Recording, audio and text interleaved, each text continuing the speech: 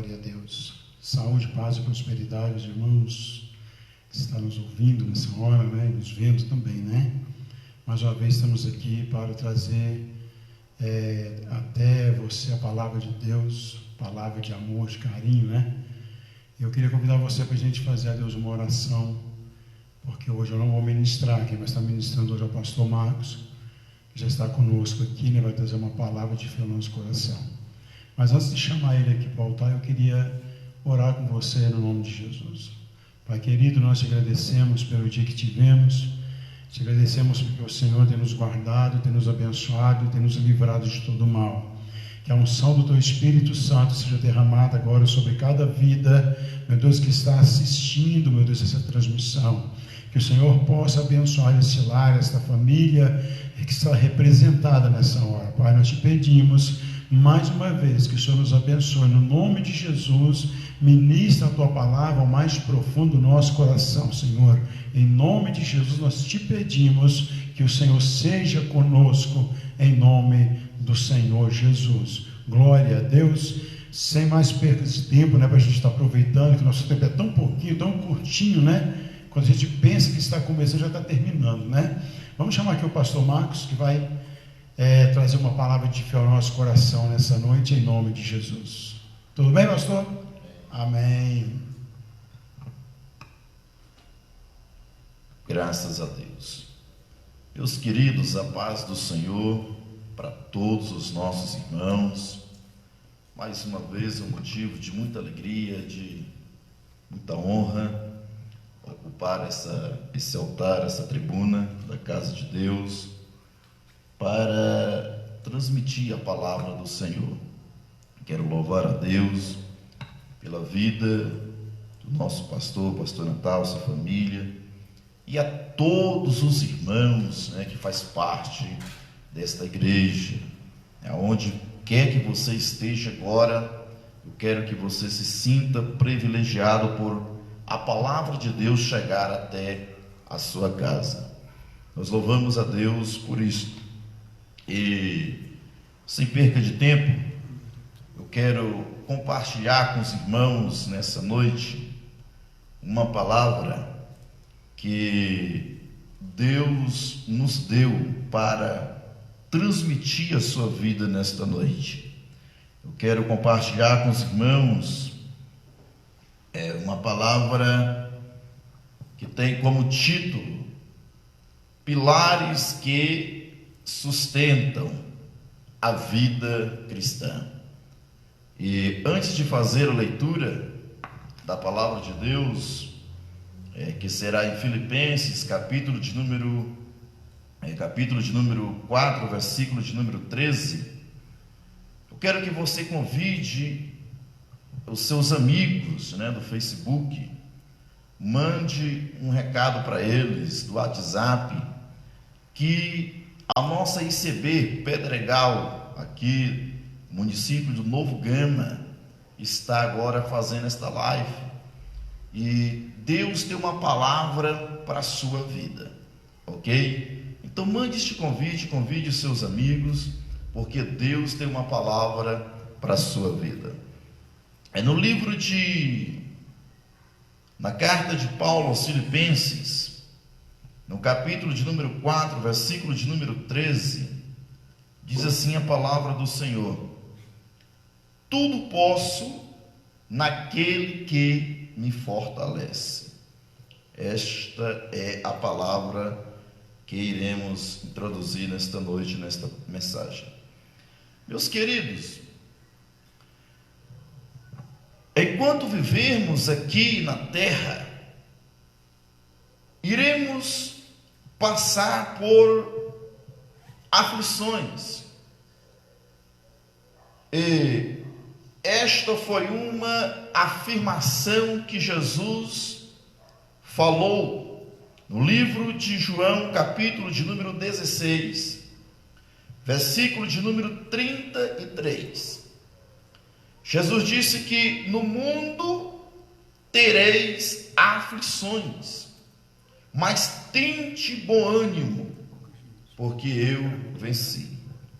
Ou seja, então vejamos que a partir desta afirmação de Jesus, quer queremos ou não, iremos passar por algumas adversidades. E superar essas adversidades é um dos maiores obstáculos que enfrentamos. Mas quando eu falo de pilares que sustentam a fé cristã, que pilares são estes? Que pilares são estes que a Bíblia vai nos ensinar? É claro que existe muitos pilares que nos sustentam nesta caminhada cristã, mas nessa noite eu quero falar de dois, no máximo três, que irão fazer grande diferença em sua vida. Quando falamos de pilares, nós vamos falar de bases que nos dá o sustentáculo nesta caminhada cristã.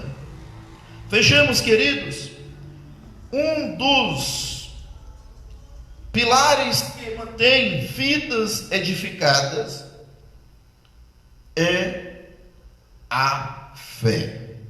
Ou seja, a fé é um dos pilares que mantém vidas edificadas. A Bíblia Sagrada ensina que a fé é fundamental para a vida cristã. Meu querido, eu quero que você entenda agora que a fé, ela tem muito poder e pode fazer toda a diferença na sua vida. Quando nós olhamos então para este pilar que nos sustenta, em que exemplo nós vamos buscar na Bíblia para poder ser um referencial para nossas vidas?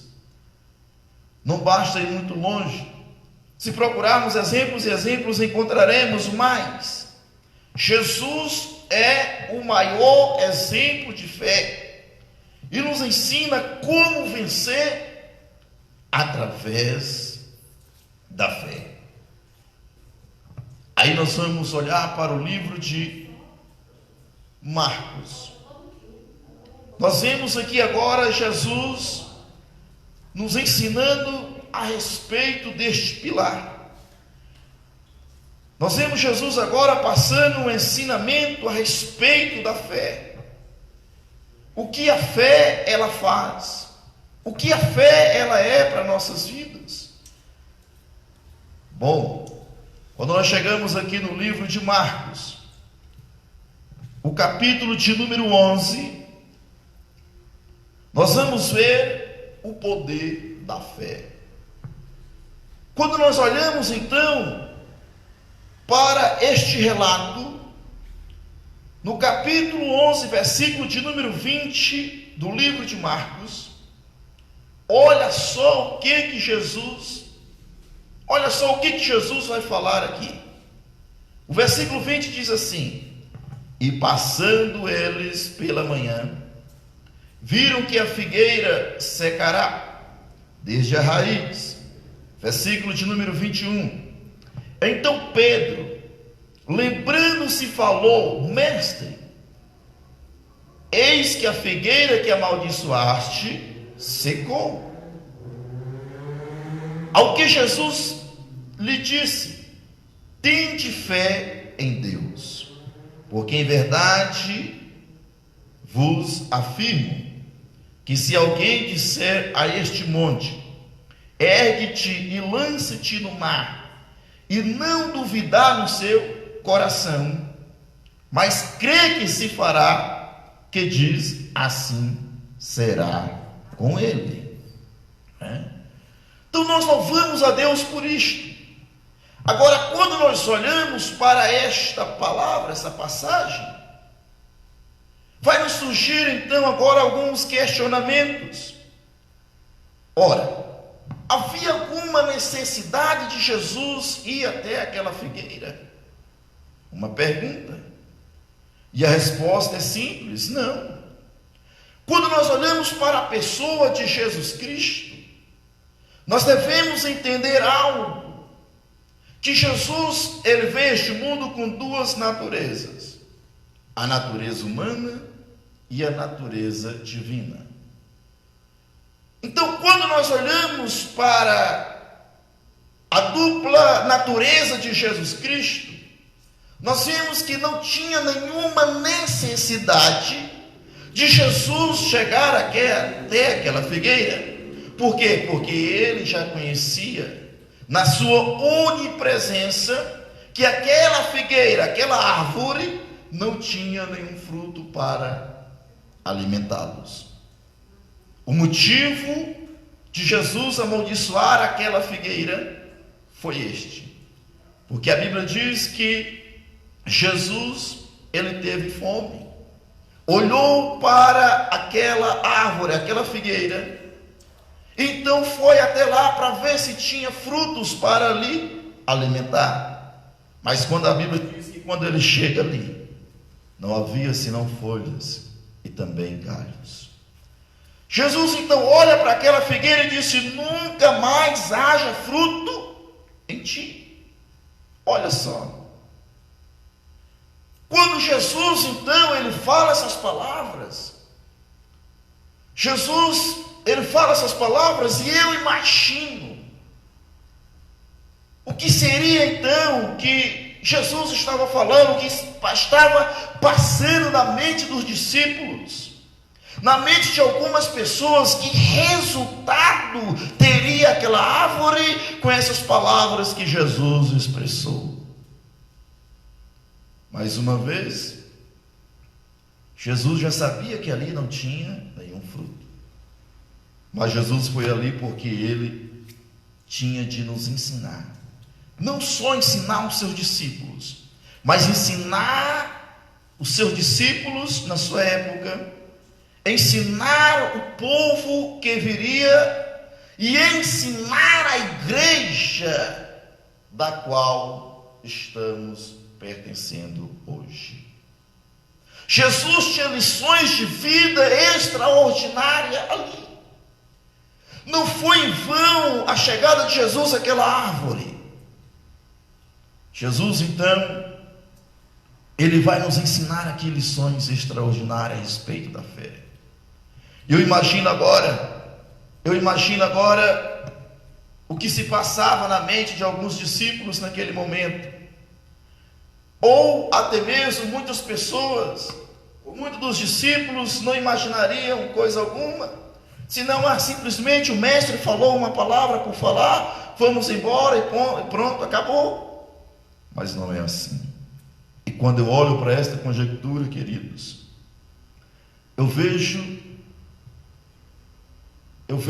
que isto aconteceu para nos servir de exemplo.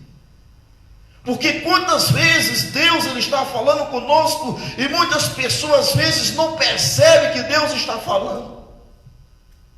Quantas vezes Deus está falando com você e às vezes você não está dando crédito naquilo que Deus está falando com você. Eu imagino que foi isso que passou na mente de alguns discípulos naquele momento. Muitos não deram crédito que Jesus falará àquela figueira. Quantas pessoas estão desta maneira, ao lado de Jesus, andando com Jesus, mas não dando crédito naquilo que Jesus está falando. Mas eu imagino Pedro pensando que resultado teria aquela árvore, o que Jesus estava falando, que resultado negativo poderia produzir sobre aquela árvore. Eu imagino Pedro agora pensativo. Eu imagino ele agora pensando o que Jesus falou. Que resultado teria aquilo que Jesus havia falado? E a Bíblia vai dizer que quando eles passam pela manhã, ele avista aquela figueira agora seca. E o pensamento dele logo veio a lembrança nas palavras que Jesus havia falado. Olha só, que coisa maravilhosa é esta, né? Jesus estava nos ensinando ali, ensinando seus discípulos, nos ensinando o poder que há da nossa fé. Estamos passando por uma crise, estamos vivendo em épocas difíceis, o país está vivendo uma calamidade com este vírus, não só o nosso Brasil, mas praticamente o mundo inteiro. E o que fazer então nesta época? Tenha fé, meu irmão. Pratique a sua fé. Jesus disse: tende fé em Deus. Quando Jesus disse tende fé em Deus, Jesus está dizendo: pratique este sentimento que há dentro de você. Devemos manifestar esse sentimento de conquistas. A fé é um dos pilares que nos mantém edificados. Jesus diz: por isso vos digo que tudo quanto em oração pedirdes, crente. Olha só, Jesus insiste em crer, em a pessoa acreditar. Jesus não está falando coisas maiores vão fazer do que eu, porque Jesus, como 100% homem, mas também 100% Deus, quem é que pode fazer uma coisa maior do que Deus? Ninguém. Mas Jesus estava querendo dizer: maior do que uma figueira secar, maior do que uma figueira secar, vocês vão fazer milagres extraordinários.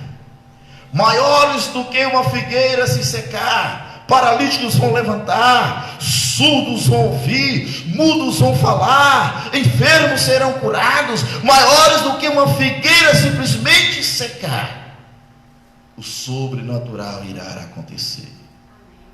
É isto que Jesus está querendo dizer. É isso que Jesus está querendo dizer através da nossa fé. Jesus, o maior exemplo de fé, e nos ensina como viver através dessa fé, da nossa fé. A fé nos leva a superar obstáculos. A fé nos leva a superar obstáculos. Entenda bem isto.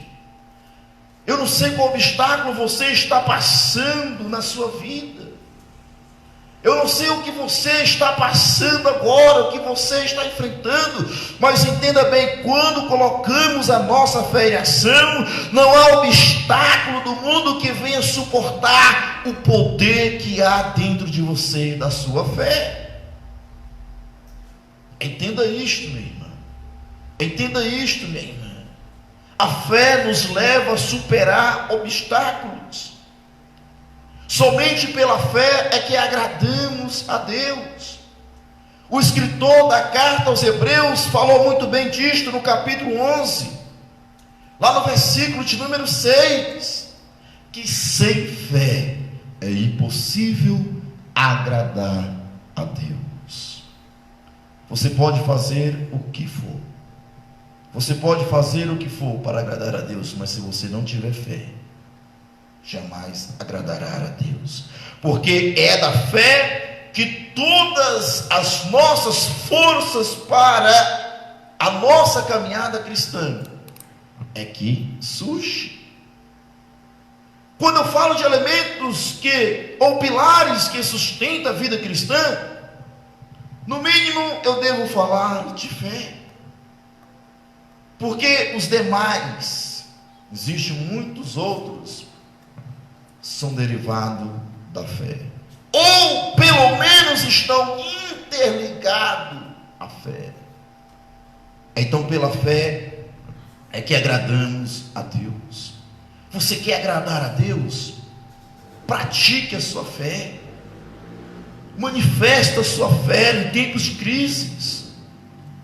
A fé nos leva a um dos pilares chamado de oração. Isso aqui é automático. Quando expressamos a nossa fé em Deus, imediatamente o Espírito Santo do Senhor nos leva a entender que além da nossa fé é necessário ter comunicação com Deus. Além da nossa fé, é necessário falar com Deus, porque a oração é falar com Deus, a oração é abrir o nosso coração para Deus, é dialogar com Ele, é se expressar a Ele, é dizer: Senhor, eu não posso, mas Tu pode. É dizer: Senhor, eu não faço, mas Tu faz. É dizer: Senhor, para mim é impossível, mas para Tu não é nada impossível. É dizer: Pai, essa barreira é grande, mas para Tu não existe obstáculos. Aleluia. A fé nos leva, meu irmão, aleluia, a falar com Deus, a orar ao Senhor, porque a oração é um dos pilares que nos mantém sustentado na caminhada cristã. A oração. Jesus foi um homem de oração. Quando nós olhamos para a Bíblia Sagrada, Jesus, Ele vai nos ensinar através da oração. Quantas vezes Jesus, Ele orou nos mostrando exemplos de que, para superar nesta vida, além da nossa fé, é necessário oração. Não chegamos a lugar nenhum se não tivermos uma vida de oração. E quando nós olhamos para as orações de Jesus, nós vamos começar no capítulo de número 5 de Lucas. Olha só o que Jesus ele vai nos falar. Ele vai nos ensinar a orar. No capítulo de número 5 de Lucas, está aqui anotado, versículo de número 16. Olha só. Exatamente assim.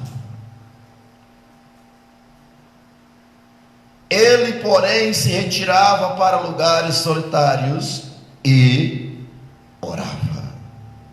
Lucas, capítulo de número 5, versículo de número 16.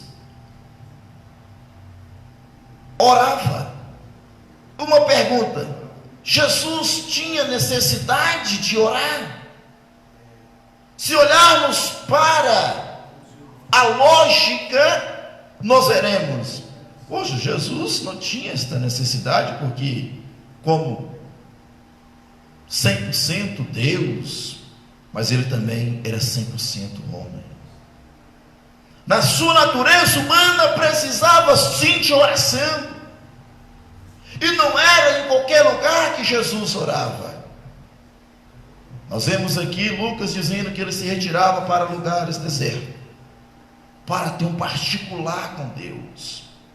Quem sabe, meu querido, você precisa neste momento ter um particular com o Senhor. Quem sabe se neste momento você precisa ter um particular com Deus, para ouvir o que Deus quer falar com você. Ter uma vida de oração. A oração é um dos pilares que nos mantém sustentado na caminhada cristã. E no capítulo 5, no capítulo 6 de Lucas, nós vamos ver o que Jesus, Ele nos ensina. Capítulo 6, versículo de número 12. Olha só: naqueles dias retirou-se para o monte, a fim de orar. Jesus, Ele tinha uma vida de oração.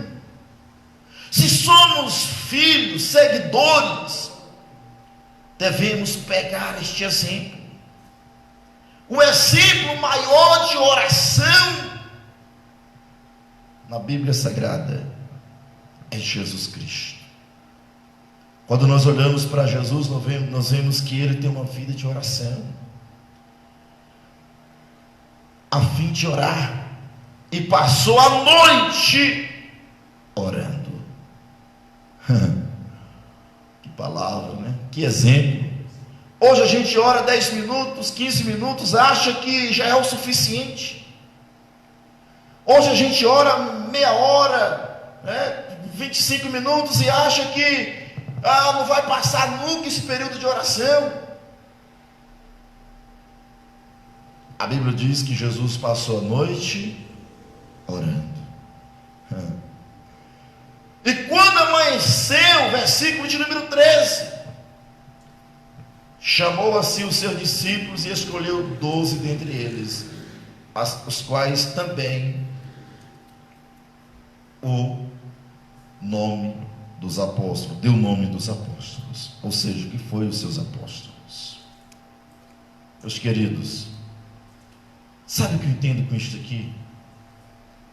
Eu entendo com isto que antes de tomarmos qualquer decisões na vida,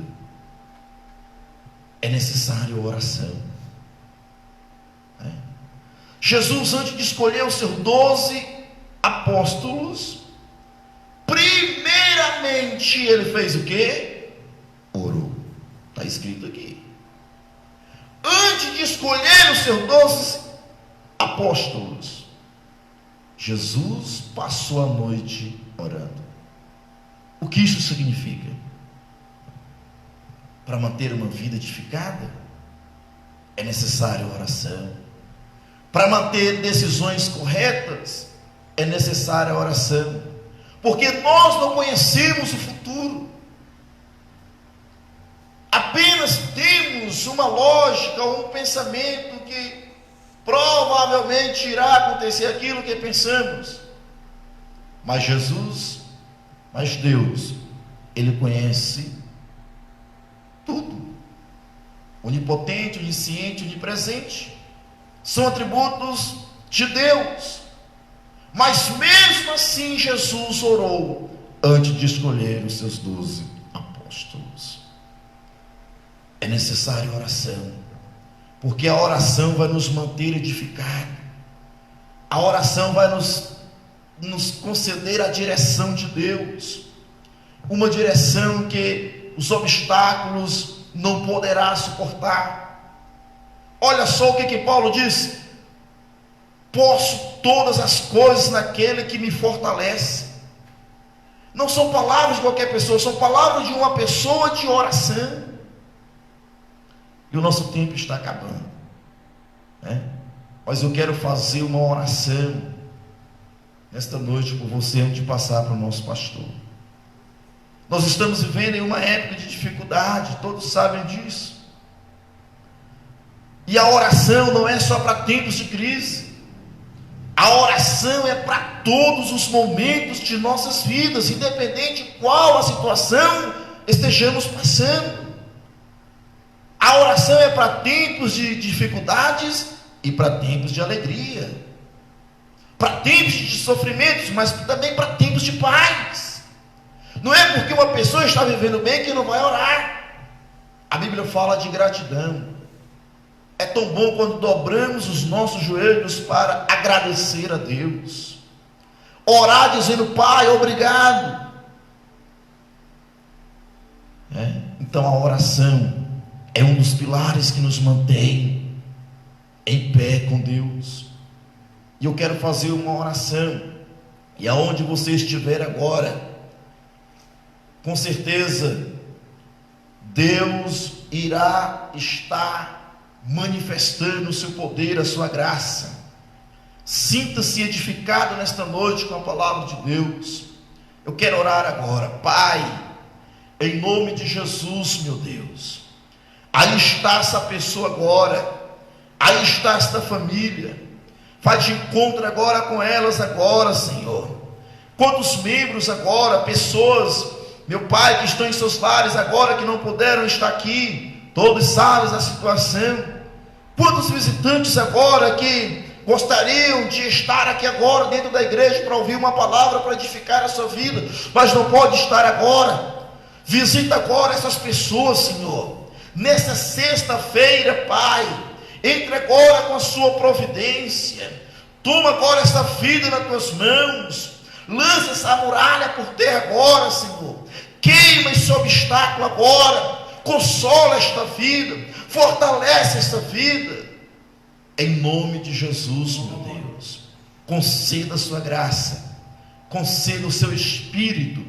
Pai, e que não nos falte, meu Deus, esses pilares em nossas vidas para podermos superar em tempos de crises. Em nome de Jesus eu te louvo, eu te agradeço, em nome de Jesus. Meus queridos, que Deus em Cristo Jesus vos abençoe e que Deus esteja na sua vida, na sua casa, com a sua família, em nome de Jesus. Glória a Deus, aleluia, palavra abençoada, palavra forte, né? Deus abençoe o pastor Marcos. O pastor Marcos é um pastor que trabalha ao meu lado e tem nos ajudado bastante na obra, né? Que Deus o abençoe. Meus queridos irmãos, foi muito bom entrar no seu lar, entrar na sua casa com essa palavra, e espero que os irmãos estejam todos bem, estejam todos aí na brecha, né? Orando, buscando e esperando no Senhor. Quero reforçar aqui o convite para domingo. Domingo é Santa Ceia, e os irmãos sabem que nós vamos estar aqui das 5 da tarde até as 9 da noite, ou seja, das 17 às 21 horas, atendendo vocês. Não vai ter aglomeração, nós vamos atender de pouco a pouco, né, para não ter aglomeração de pessoas. Vamos respeitar as normas e as leis do homem, né? Então nós vamos respeitar e vamos estar dentro dos limites que foi nos dado. Amém? Não precisa ter medo de vir, né? Porque não vai ter problema nenhum, tá bom? A gente olha, a gente vê os supermercados estão super lotados, muitas pessoas em fila na rua, né? E quando se trata da obra de Deus, né, fica difícil de vir. Então nós vamos servir a Santa Ceia das 5 às 9 da noite, sem aglomeração. Que Deus os abençoe, no nome de Jesus. Ficam na paz, na graça e na dispensação de Deus. Que o Senhor abençoe o seu lar, a sua família, abençoe esta nação brasileira que precisa do socorro de Deus. Deus abençoe, em nome de Jesus.